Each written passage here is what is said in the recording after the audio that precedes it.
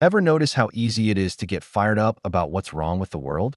We scroll through our feeds, we see injustice, we see political drama, we see global crises, and we get angry.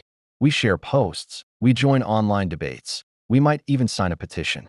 And don't get me wrong, being aware is important. But in the middle of all that noise, have you ever stopped and asked yourself, what can I actually control?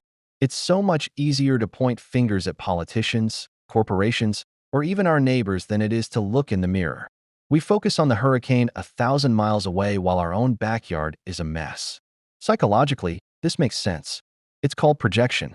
We take our own anxieties, our own feelings of helplessness, and we project them onto these big, external problems. It feels productive, but often, it's just a distraction from the things in our own lives that are broken. Think about your life as a series of concentric circles. In the very center, that's you. That's your sphere of direct control.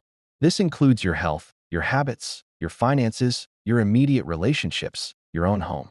The next circle out is your sphere of influence, your family, your close friends, your workplace. And way out on the edge are the things you have very little control over: global politics, the economy, natural disasters. So many of us spend our energy shouting at that outer circle, feeling frustrated and powerless. But what if we flipped the script? What if we started with the center?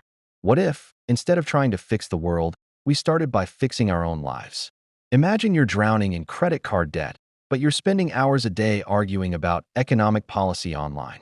Or maybe your health is suffering because you're not sleeping or eating well, but you're consumed by global health crises. It's a paradox, right? We want to solve these massive problems, but we neglect the very foundation we stand on. The truth is, when you start to bring order to your own life, something amazing happens. You create a ripple effect. When you get your finances in order, you reduce your own stress and become a more stable presence for your family. When you prioritize your health, you have more energy to be a better friend, partner, or parent. When you fix the chaos in your own home, you create a sanctuary of peace that positively affects everyone who enters it. You build capacity. You can't pour from an empty cup, and you can't help build a better world if your own world is falling apart. Taking responsibility for your own life isn't about ignoring the world's problems.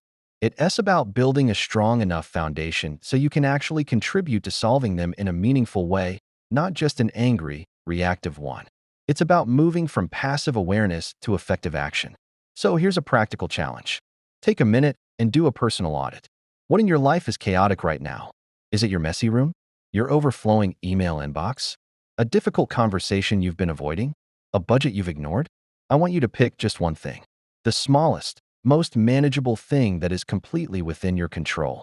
Maybe it's just cleaning your desk, or making that one phone call, or going for a 10-minute walk. Don't try to solve everything at once. Just fix one thing. Because real, lasting change doesn't start out there, in the headlines or on your social media feed. It starts right here. It starts at home. It starts with you. Clean up one small corner of your life this week and see how it feels. You might be surprised at the power you find. Thanks for watching, and I'll see you next time.